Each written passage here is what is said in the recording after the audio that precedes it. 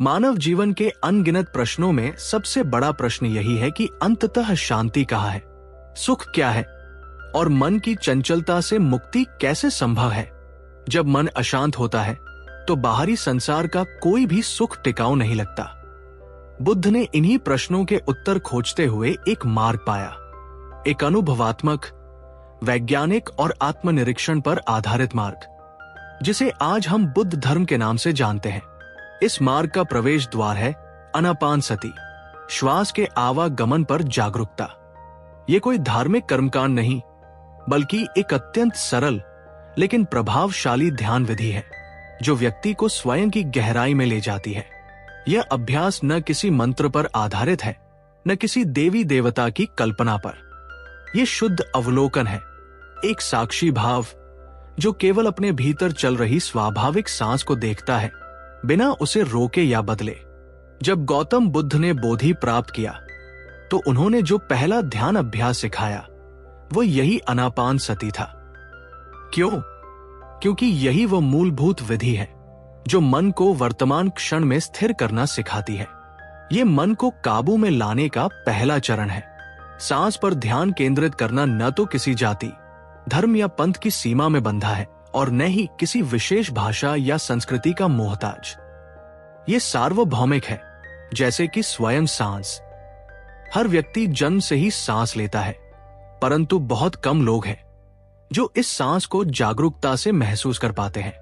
यही जागरूकता जब सतत अभ्यास के रूप में विकसित होती है तो वो आनापानसति बनती है, एक सीढ़ी जो हमें आत्मा के गूढ़ रहस्यों तक ले जाती है।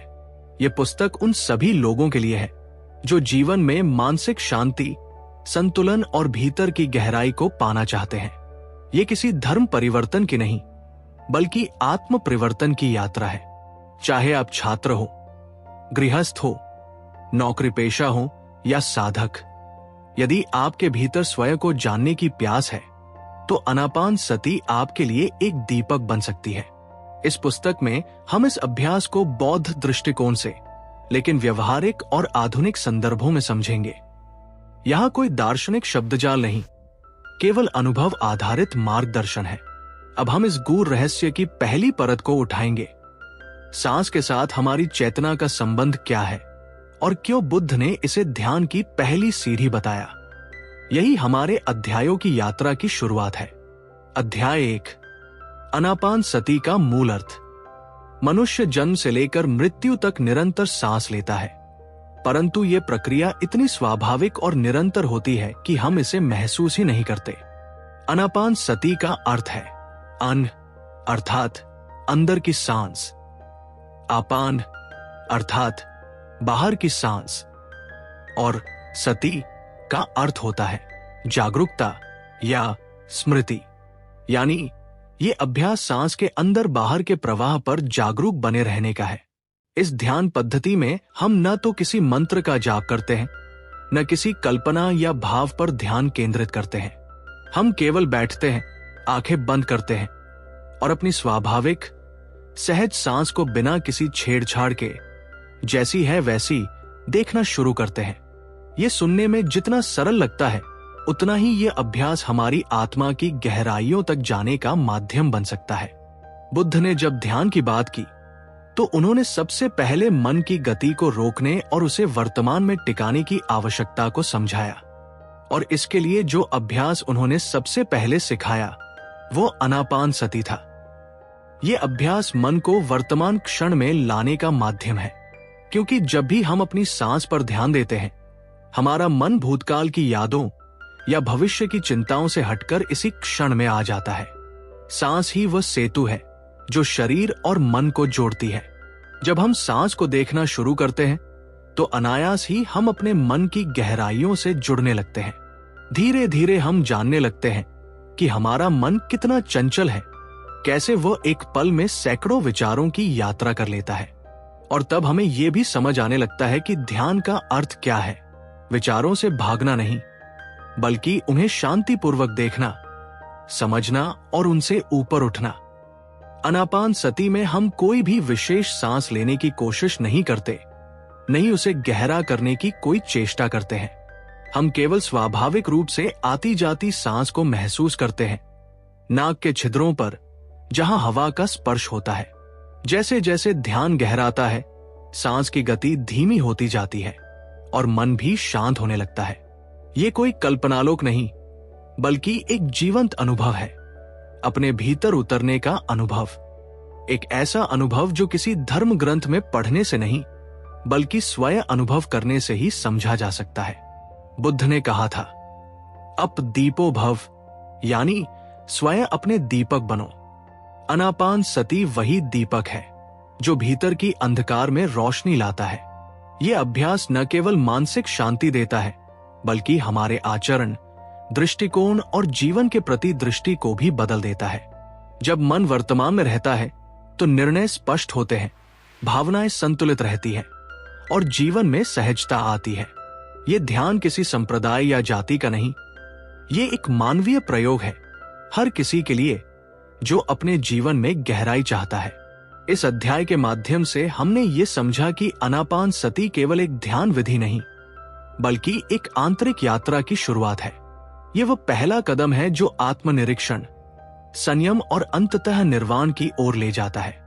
अब हम अगली परत में प्रवेश करेंगे, जहां हम जानेंगे बुद्ध के समय में यह ध्यान विधि कैसे सिखाई जाती थी और क्यों इसे चित्त की सफाई का प्रथम द्वार माना गया। अध्याय 2, बुद्ध के समय में आनापान सती की भूमिका। जब हम बुद्ध के युग की ओर दृष्टि डालते हैं तो हम एक ऐसे समय को पाते हैं जहां समाज कर्मकांडों, यज्ञों और बाहरी धार्मिक क्रियाओं में लिप्त था। आत्मज्ञान, शांति और मुक्ति जैसे विषय दार्शनिक चर्चाओं तक सीमित हो गए थे। ऐसे समय में गौतम बुद्ध ने एक ऐसा मार्ग प्रस्तुत किया जो सीधा, सरल और अनुभव पर आधारित था। उन्होंने कहा कि मुक्ति की प्राप्ति किसी बाहरी देवता या पुरोहित से नहीं, बल्कि अपने भीतर उतरकर ही संभव है। और इस भीतरी यात्रा की पहली विधि थी आनापान सती। बुद्ध ने अपने शिष्यों को ध्यान की शुरुआत में यही अभ्यास सिखाया, क्योंकि उन्होंने स्वयं इसी पद्धति से आत्मज्ञान की ओर कदम बढ़ाया था। बुद्ध ने कहा था कि मनुष्य का मन जब तक चंचल है, जब तक वो विषयों की ओर भाग रहा है, तब तक वह सच्चे ज्ञान को नहीं प्राप्त कर सकता। आनापान सती मन को केंद्रित करने की वह कला है जिससे ये चंचलता रुकती है। जब कोई साधक आनापान सती का अभ्यास करता है तो वो अपने विचारों, भावनाओं और वासनाओं को बाहर से नहीं, भीतर से देखता है। यही वो शुरुआत है जहां से साक्षी भाव जन्म लेता है, एक ऐसी स्थिति जिसमें व्यक्ति केवल देखता है पर प्रतिक्रिया नहीं करता। यही प्रतिक्रिया की अनुपस्थिति उसे दुख से मुक्त करने लगती है। बुद्ध के समय में सभी वर्गों, उम्रों और पृष्ठभूमि के लोग इस ध्यान में दीक्षित होते थे। राजाओं से लेकर भिक्षुओं तक, गृहस्थ से लेकर सन्यासियों तक। उन्होंने कहा कि यह अभ्यास न तो केवल भिक्षुओं के लिए है, नहीं केवल जंगल में रहने वालों के लिए, बल्कि हर उस व्यक्ति के लिए है जो भीतर झांकने का साहस रखता है। बुद्ध ने इसे किसी गूढ़ रहस्य या रहस्यवाद की तरह नहीं प्रस्तुत किया, बल्कि उन्होंने इसे एक वैज्ञानिक अभ्यास के रूप में सिखाया, जिसमें किसी बात पर विश्वास करने की आवश्यकता नहीं, केवल देखना है, समझना है और स्वयं अनुभव करना है।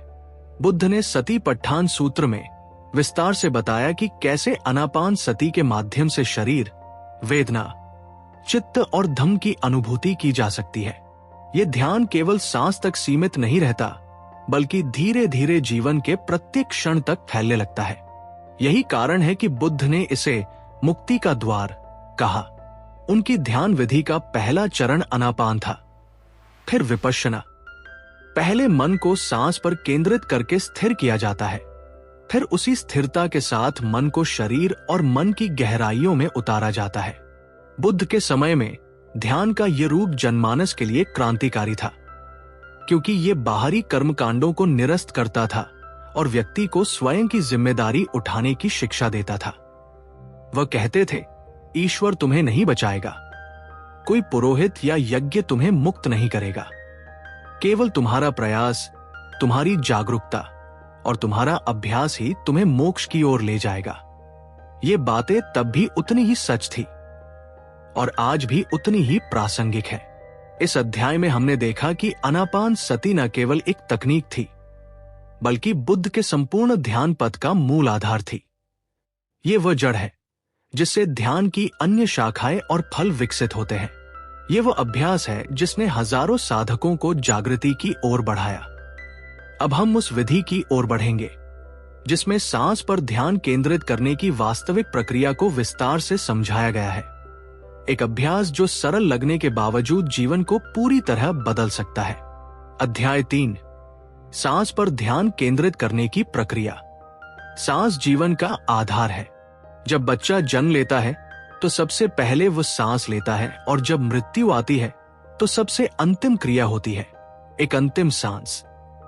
ये सांस सदा हमारे साथ रहती है, परंतु हम में से अधिकतर लोग इसे कभी जागरूक होकर महसूस नहीं करते। आनापान सती का अभ्यास इसी उपेक्षित सांस को ध्यान का केंद्र बनाता है। ये प्रक्रिया इतनी सहज और सीधी होती है कि कोई भी व्यक्ति, चाहे वो किसी भी उम्र, धर्म, भाषा या पृष्ठभूमि से हो, इसे कहीं भी कभी भी अभ्यास कर सकता है। लेकिन इसी साधारण प्रक्रिया में छुपा है मन के रहस्यों की चाबी, आत्मनिरीक्षण का प्रवेश द्वार और अंततः बंधनों से मुक्ति की राह। इस ध्यान को शुरू करने के लिए सबसे पहले एक शांत और स्वच्छ स्थान चुनें, जहां आपको कुछ समय तक कोई व्यतिक्रम न हो। जमीन पर पालथी मारकर बैठना आदर्श है, लेकिन यदि शारीरिक कारणों से संभव न हो तो कुर्सी पर सीधा बैठना भी उतना ही उपयुक्त है। रीढ़ की हड्डी सीधी हो, आंखें कोमलता से बंद कर लें और शरीर को पूरी तरह ढीला छोड़ दें। अब ध्यान को केवल नाक के छिद्रों के पास केंद्रित करें, जहां सांस का आवागमन होता है। कोई कल्पना नहीं, कोई मंत्र नहीं, कोई मानसिक चित्र नहीं, केवल वह सजीव अनुभव कि आपकी सांस भीतर जा रही है और फिर बाहर आ रही है। शुरू में मन बार बार भटकेगा, कभी कोई पुरानी याद सामने आएगी, कभी कोई योजना, कोई चिंता, कोई कल्पना। यह स्वाभाविक है। अभ्यास का यही तो उद्देश्य है, इस भटकते मन को देखना, समझना और फिर धीरे से उसे वापस सांस पर लाना। यह लड़ाई नहीं है, यह संघर्ष नहीं है, यह प्रेम पूर्वक ध्यान का अभ्यास है, जिसमें हम स्वयं को दंड नहीं देते, बल्कि बार बार अपने कोमल मन को केवल ये याद दिलाते हैं, अब मैं सांस पर ध्यान दे रहा हूं।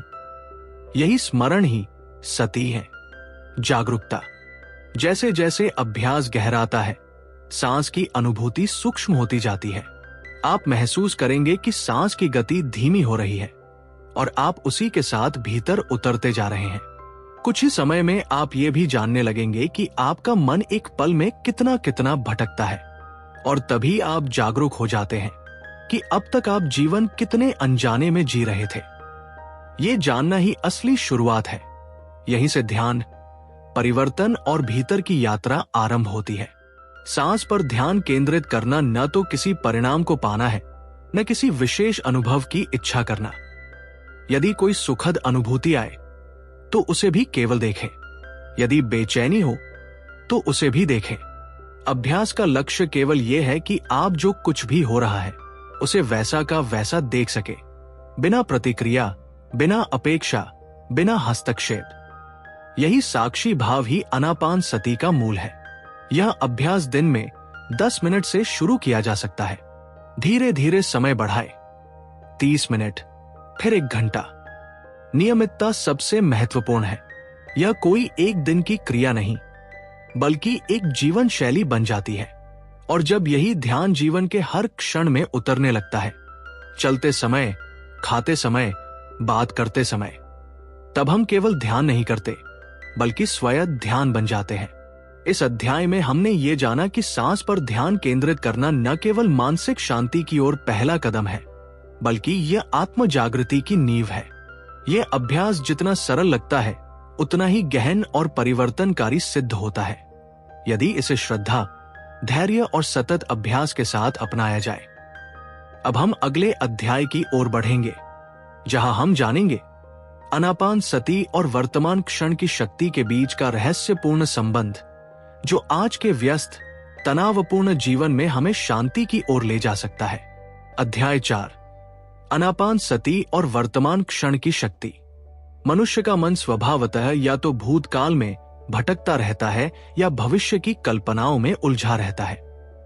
वो अतीत की स्मृतियों, दुखों, अपराध बोध और पछतावे में डूबा रहता है या फिर भविष्य की चिंता, योजनाएं और कल्पनाओं में व्यस्त रहता है। लेकिन इन दोनों ही अवस्थाओं में वह एक अत्यंत मूल्यवान क्षण को खो देता है, वर्तमान क्षण। बुद्ध ने आनापान सती के माध्यम से इसी बिंदु को पकड़ने की शिक्षा दी।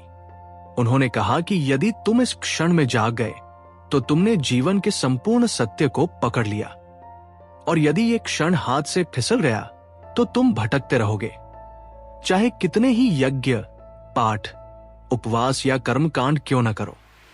जब हम आनापान सती का अभ्यास करते हैं तो हम किसी विचार, किसी भावना या किसी लक्ष्य पर ध्यान नहीं देते। हम केवल वर्तमान में हो रही सांस के आने और जाने को महसूस करते हैं। और जब हम इस क्रिया में पूर्णतया समर्पित हो जाते हैं तो हम धीरे धीरे उस अब में टिकना सीख जाते हैं, जो न बीता है न आने वाला है, जो बस है। यही अब वह द्वार है जहां से परम शांति, ध्यान और आत्मबोध की यात्रा शुरू होती है। वर्तमान क्षण में रहना कोई सरल सिद्धांत नहीं है, ये एक जीवंत अनुभव है। जब हम सांस को महसूस करते हैं बिना कोई विचार लगाए, बिना उसका विश्लेषण किए, तब हम मन की भटकन को जड़ से पहचानने लगते हैं। हम ये देख पाते हैं कि किस प्रकार हर विचार या भावना हमें अभी से खींचकर किसी और समय में ले जाती है, और उसी क्षण जब ये जानना होता है तब हम उसे पकड़ नहीं पाते, क्योंकि हमारा ध्यान कहीं और होता है। आनापान सती इस खोई हुई चेतना को पुनः वापस लाने की क्रिया है। बुद्ध ने यह स्पष्ट किया था कि दुख का कारण मन की ये लगातार चलती हुई भटकन ही है। हम सोचते हैं कि चीजें हमारे अनुसार नहीं हो रही, इसलिए दुख है, लेकिन असल में कारण यह है कि हम कभी भी पूरी तरह इस क्षण में नहीं होते। हम जीते तो हैं, पर आधे मन से। हमारी उपस्थिति कभी पूर्ण नहीं होती। आनापान सती इस आधेपन को तोड़ता है और हमें संपूर्ण बनाता है, संपूर्ण रूप से इस क्षण में उपस्थित। ये उपस्थिति ही ध्यान है, ये उपस्थिति ही जीवन का रस है। जब कोई साधक इस अभ्यास में स्थिर हो जाता है तो वह धीरे धीरे हर दिन, हर क्षण के भीतर अर्थ और शांति पाता है। उसे किसी विशेष परिस्थिति या उपलब्धि की आवश्यकता नहीं होती, क्योंकि उसे ये ज्ञात हो जाता है कि सच्चा सुख और सच्चा ज्ञान बाहर की नहीं, भीतर की बात है, और वह भी केवल इस क्षण में उपलब्ध है। यह अनुभव केवल शब्दों में नहीं बताया जा सकता। ये एक ऐसी अनुभूति है जो स्वयं अभ्यास करने से ही प्राप्त होती है। आज की तेज गति वाली दुनिया में, जहां हर व्यक्ति तनाव, चिंता और भागदौड़ में उलझा है, वहां आनापान सती एक ऐसा दीपक है जो मन के अंधकार को धीरे धीरे उजाले में बदल देता है। ये केवल साधना नहीं, बल्कि एक जीवन शैली है जिसमें व्यक्ति धीरे धीरे जागरूक हो जाता है, अपने कार्यों, अपनी प्रतिक्रियाओं और सबसे बढ़कर अपने विचारों के प्रति। यही जागरूकता धीरे धीरे उसे जीवन की हर स्थिति में संतुलन और सहजता प्रदान करती है। अब जब हमने ये समझ लिया कि आनापान सती वर्तमान क्षण को पकड़ने का माध्यम है, तो अगले अध्याय में हम ये जानने की कोशिश करेंगे कि ये अभ्यास हमारे मानसिक विकारों जैसे क्रोध, चिंता, भय और अवसाद पर कैसे नियंत्रण करता है और हमें मानसिक स्वच्छता की ओर ले जाता है। अध्याय 5, मानसिक विकारों पर नियंत्रण में आनापान सती की भूमिका। मनुष्य का सबसे बड़ा संघर्ष बाहरी दुनिया से नहीं, बल्कि अपने ही मन से होता है। यही मन कभी प्रसन्नता का कारण बनता है तो कभी गहन पीड़ा का। ये क्रोध, घृणा, ईर्ष्या, भय, चिंता, अवसाद और असंतोष जैसे मानसिक विकारों को जन्म देता है और धीरे धीरे व्यक्ति की शांति, ऊर्जा और जीवन की गुणवत्ता को क्षीण कर देता है। बौद्ध दर्शन का केंद्रीय सिद्धांत यही है कि दुख का कारण हमारे भीतर है और उसी भीतर में उसका समाधान भी छिपा है। आनापान सती उस समाधान की दिशा में पहला और अत्यंत शक्तिशाली कदम है। जब हम आनापान सती का अभ्यास करते हैं तो हम मन की गतिविधियों को रोकने की कोशिश नहीं करते, बल्कि उन्हें जागरूक होकर देखने का प्रयास करते हैं। हम किसी विचार, भावना या स्मृति से लड़ते नहीं हैं, बल्कि केवल सांस के साथ टिके रहते हैं। और जब कोई विचार, चाहे वो क्रोध हो, डर हो या चिंता, मन में उत्पन्न होता है, तब हम केवल उसे आते हुए और जाते हुए देखते हैं, बिना उसमें उलझे। यही देखने का ये साक्षी भाव वो शक्ति है जो मानसिक विकारों को धीरे धीरे कमजोर करने लगता है। आमतौर पर जब हम क्रोधित होते हैं तो हम उस क्रोध के साथ एक हो जाते हैं। हम उसे मैं समझने लगते हैं, मैं क्रोधित हूं। परंतु जब कोई व्यक्ति आनापान सती का अभ्यास करता है, तब वह देखता है कि क्रोध उत्पन्न हो रहा है और वो कुछ देर बाद चला भी जाएगा। ये एक गहन परिवर्तन है, क्योंकि अब व्यक्ति अपनी भावनाओं से अलग होकर उन्हें केवल देख रहा है। यही दूरी, विकल्प रहित साक्षी भाव ही वो शक्ति है जो न केवल मानसिक पीड़ा को कम करती है, बल्कि उससे मुक्त करने की दिशा में ले जाती है। मन की गहराई में जाकर देखने पर हम पाते हैं कि हर मानसिक विकार की जड़ है प्रतिक्रिया। कोई भी स्थिति उत्पन्न होती है और हम अनजाने में उस पर प्रतिक्रिया करते हैं। यही प्रतिक्रिया तनाव और असंतुलन का कारण बनती है। आनापान सती इस प्रतिक्रिया को घटाने का अभ्यास है। जब हम सांस पर टिके रहते हैं और कोई नकारात्मक विचार आता है, तो हम उसे बिना प्रतिक्रिया के देखना सीखते हैं। यही अभ्यास धीरे धीरे हमारी मानसिक संरचना को बदल देता है। अब हम परिस्थिति से पहले प्रतिक्रिया नहीं करते, बल्कि सोच समझकर शांतिपूर्वक उत्तर देते हैं। यही आत्मनियंत्रण है, बुद्ध का उपदेशित मध्य मार्ग। आनापान सती न केवल क्रोध या डर जैसी तीव्र भावनाओं को नियंत्रित करता है, बल्कि वह अवसाद, घबराहट, बेचैनी और आत्मग्लानि जैसी गहरी भावनात्मक उलझनों को भी सहज रूप से हल करने की दिशा में कार्य करता है। ये कोई तात्कालिक समाधान नहीं है, बल्कि एक धीमी पर स्थायी परिवर्तनकारी प्रक्रिया है। इसका अभ्यास करने वाला व्यक्ति धीरे धीरे अपने मन के भीतर छुपे हुए असंख्य विचारों और भावनाओं की तहों को पहचानता है, स्वीकार करता है और अंततः उन्हें छोड़ना सीखता है। आधुनिक मनोविज्ञान भी अब ये मानने लगा है कि जागरूकता आधारित ध्यान, माइंडफुलनेस, तनाव, चिंता और मानसिक रोगों को कम करने में अत्यधिक सहायक है। लेकिन बुद्ध ने ये विज्ञान हजारों वर्ष पहले ही अनुभव के आधार पर दे दिया था, बिना किसी प्रयोगशाला, दवा या चिकित्सा उपकरण के। आनापान सती मानसिक स्वच्छता की वो विधि है जो हमें स्वयं की भीतर सफाई करना सिखाती है। जैसे हम शरीर की सफाई करते हैं, वैसे ही मन की भी। इस अध्याय के माध्यम से हमने ये जाना कि आनापान सती केवल मानसिक विकारों पर नियंत्रण का अभ्यास नहीं, बल्कि मानसिक मुक्ति की ओर एक जीवंत साधना है।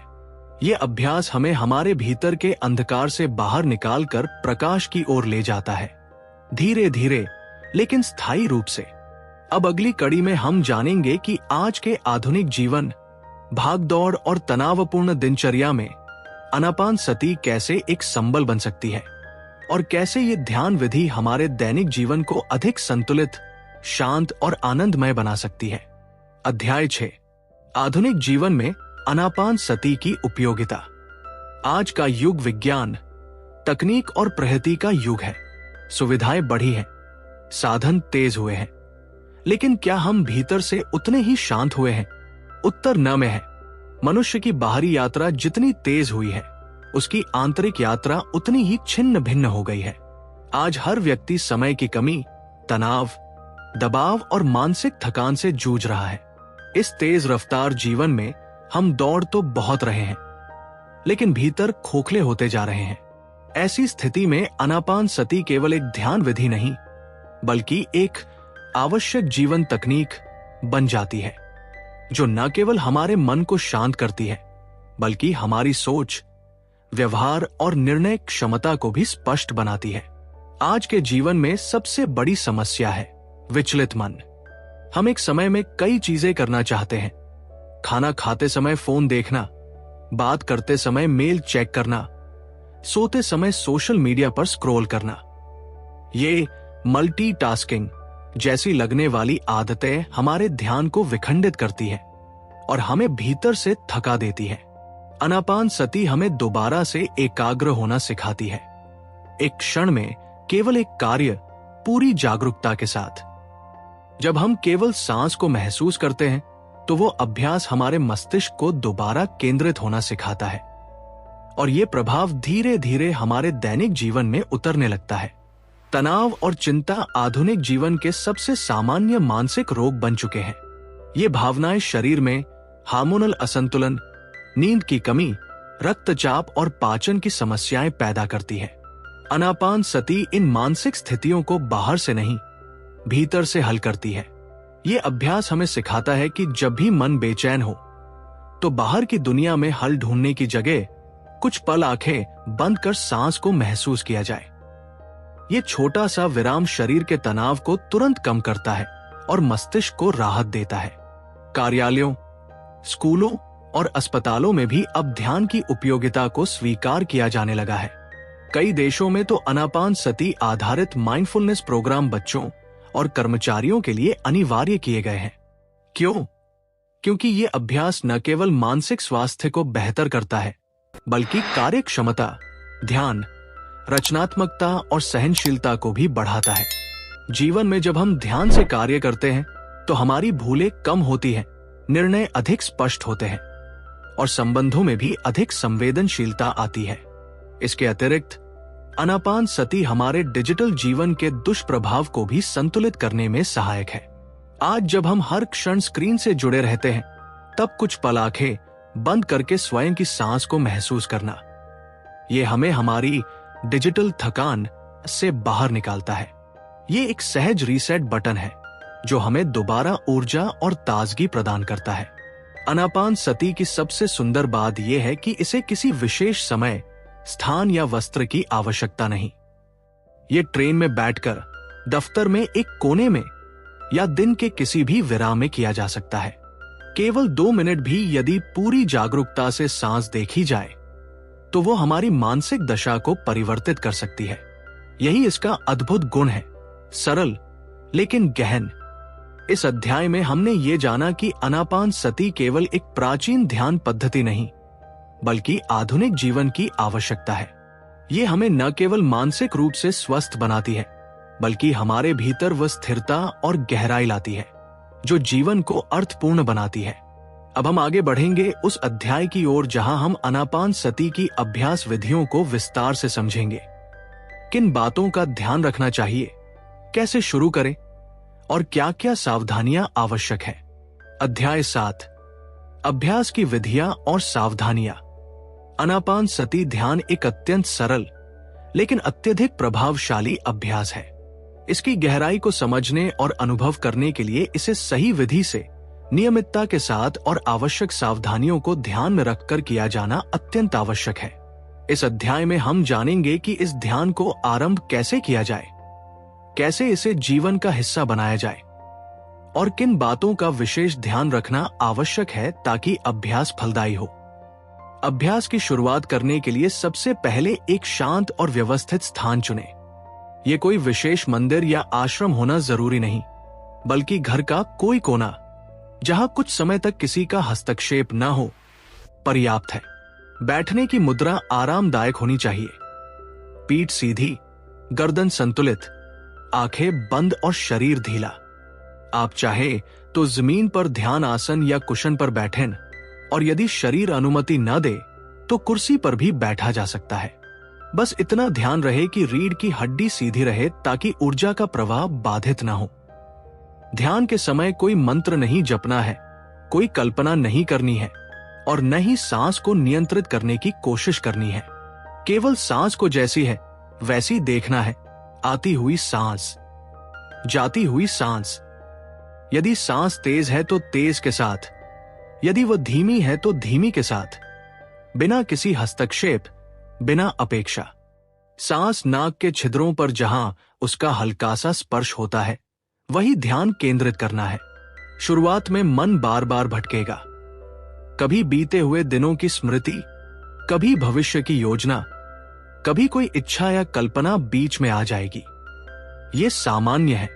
ऐसे हर बार जब आप देखें कि मन भटक गया है तो उसे बिना क्रोध या निराशा के धीरे धीरे वापस सांस पर ले आइए। यही प्रक्रिया ही ध्यान है। आरंभ में प्रतिदिन 10 से 15 मिनट का अभ्यास पर्याप्त है। धीरे धीरे जब एकाग्रता बढ़ने लगे तो इसका समय बढ़ाकर 30 मिनट और फिर 1 घंटा किया जा सकता है। अभ्यास का समय दिन में कभी भी हो सकता है, लेकिन सुबह का समय विशेष रूप से लाभकारी होता है क्योंकि तब मन अपेक्षाकृत शांत होता है। यदि संभव हो तो दिन में 2 बार, सुबह और रात, अभ्यास करने से मानसिक संतुलन और आंतरिक शांति स्थायी रूप से बढ़ती है।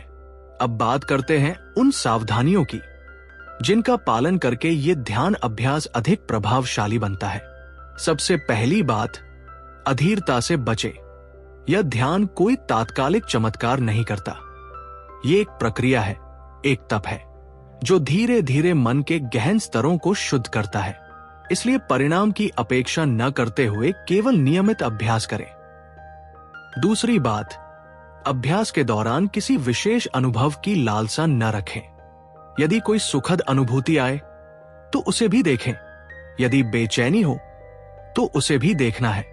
तीसरी बात, अभ्यास के दौरान मोबाइल, घंटी या अन्य व्यवधानों से मुक्त रहें। और चौथी बात, इस ध्यान को कभी किसी मानसिक दबाव की तरह न लें, बल्कि इसे प्रेम और आत्म जागरूकता की प्रक्रिया के रूप में अपनाएं। आनापान सती न केवल एक तकनीक है, बल्कि एक जीवन पद्धति है। ये धीरे धीरे हमारे आचरण, विचार और संबंधों में उतरने लगता है। अभ्यास करते हुए जीवन में अधिक मौन, अधिक स्थिरता और अधिक करुणा का अनुभव होता है। ये परिवर्तन धीरे धीरे आता है, लेकिन जब आता है तो वह सती नहीं, भीतर से होता है। इस अध्याय में हमने जाना कि आनापान सती का अभ्यास कैसे किया जाए, किन बातों का ध्यान रखा जाए और कैसे इसे अपनी दिनचर्या में सहज रूप से शामिल किया जा सकता है। अब अंतिम अध्याय की ओर बढ़ते हैं, जहां हम इस साधना के प्रभावों को जीवन में घटित होते हुए अनुभव करने वाले कुछ दृष्टिकोणों और समापन विचारों पर दृष्टि डालेंगे। निष्कर्ष, आत्म जागृति की ओर एक साधना। आनापान सती कोई रहस्य नहीं, कोई चमत्कारी उपाय नहीं और न ही किसी विशेष मत या पंथ की बंदिशों में बंधी साधना है। ये तो आत्म जागृति की एक सच्ची और सरल राह है जो बुद्ध ने अनुभव से पाई और बिना भेदभाव के समस्त मानव जाति को सौंप दी। ये वह ध्यान प्रक्रिया है जो सांस जैसी सामान्य लेकिन जीवन की सबसे मौलिक प्रक्रिया को केंद्र में रखकर हमें हमारे मूल अस्तित्व से जोड़ती है। इस पुस्तक की यात्रा के माध्यम से हमने जाना कि ये साधना केवल ध्यान में बैठने तक सीमित नहीं, बल्कि ये जीवन के हर पल को जागरूकता से जीने की कला सिखाती है। जिस युग में हम जी रहे हैं, वहां बाहरी उपलब्धियों की होड़ ने हमें भीतर से तोड़ दिया है। हमारी शांति, हमारा ध्यान और यहां तक कि हमारी संवेदनाएं भी खंडित हो चुकी हैं। हम खुद से दूर हो गए हैं और इसी आत्मविस्मृति के कारण हर प्रकार का मानसिक, भावनात्मक और सामाजिक असंतुलन उत्पन्न हुआ है। लेकिन आनापान सती उसी विस्मृति को जागृति में बदलने की प्रक्रिया है। ये हमें सिखाता है कि स्वयं की सांस से मित्रता कर हम स्वयं को फिर से पा सकते हैं। आनापान सती की सबसे बड़ी खूबी इसकी सार्वभौमिकता है। ये किसी धर्म विशेष से जुड़ी साधना नहीं है, बल्कि मानवता की साधना है। ये बुद्ध की दृष्टि में धर्म का सार है, न कि कोई विश्वास, पूजा या अनुष्ठान, बल्कि एक जीवंत प्रयोग जिसमें हम स्वयं को, अपने मन को और अपने कर्मों को प्रत्यक्ष रूप से देखते हैं, समझते हैं और बदलते हैं। जब हम अपनी सांस को देखते हैं तो हम केवल शारीरिक हवा के प्रवाह को नहीं, बल्कि अपने भीतर के सूक्ष्म विचारों, वासनाओं, भावनाओं और प्रतिक्रियाओं को भी देखना शुरू करते हैं। और यही देखना, यही अवलोकन हमें बदल देता है, बिना किसी बाहरी दबाव, बिना किसी उपदेश या प्रेरणा के। ये साधना हमें यह भी सिखाती है कि मन को नियंत्रित करना कोई युद्ध नहीं, बल्कि प्रेमपूर्ण जागरूकता है। हम जितना अधिक ध्यान करते हैं, उतना ही हम ये जानने लगते हैं कि हम अपने विचारों के गुलाम नहीं हैं, बल्कि हम चाहें तो उन्हें केवल देख सकते हैं, बिना किसी प्रतिक्रिया के। यही वो बिंदु है जहां मन की असल मुक्ति शुरू होती है और वहीं से जीवन एक नई दिशा लेता है, एक नई ऊंचाई की ओर बढ़ता है। अब समय है कि इस ज्ञान को केवल पढ़े हुए शब्दों में न छोड़ा जाए, बल्कि इसे अनुभव में उतारा जाए। यदि आप प्रतिदिन केवल कुछ मिनट भी अपनी सांस के साथ बैठ सके, तो ये अभ्यास आपके जीवन में गहरा परिवर्तन ला सकता है। ये धीरे धीरे आपके भीतर एक नई दृष्टि, एक नई स्थिरता और एक गहरी शांति को जन्म देगा, जो न तो किसी वस्तु से मिलती है, न किसी व्यक्ति से, बल्कि केवल स्वयं से। बुद्ध ने कहा था, ध्यान करो और जानो, क्योंकि जानने से ही मुक्ति है। आनापान सती वही जानने की विधि है, यही साधना है, यही पथ है और यही मुक्ति का आरंभ है। इसी के साथ ये पुस्तक पूर्ण होती है, लेकिन आपकी ध्यान यात्रा अब शुरू होती है। दोस्तों, अगर आपको ये पॉडकास्ट ज्ञानवर्धक और उपयोगी लगा हो तो कृपया इस वीडियो को ज्यादा से ज्यादा शेयर करें, लाइक करें, कमेंट करें। और अगर आप पहली बार हमारे चैनल पर आए हैं तो सब्सक्राइब करना ना भूलें, क्योंकि हम आपके लिए ऐसे ज्ञानवर्धक वीडियो लाते रहते हैं। तो चलिए मिलते हैं अगले वीडियो में। आपका दिन शुभ हो।